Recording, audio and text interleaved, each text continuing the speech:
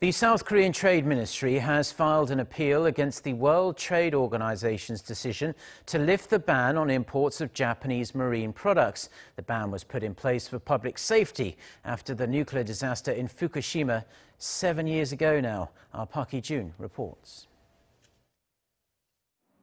South Korea has appealed against a ruling by the World Trade Organization that would remove import restrictions on Japanese seafood from areas affected by the 2011 Fukushima nuclear disaster.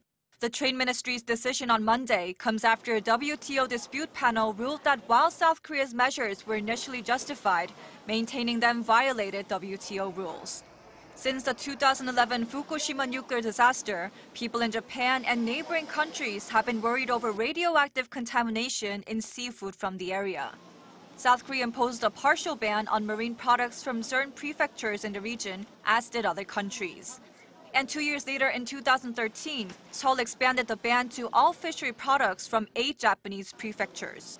Japan first filed a complaint at the WTO back in 2015, arguing that the levels of radiation in Fukushima were safe and challenging Seoul's import bans and additional testing requirements on fish caught from the 8 prefectures near Fukushima.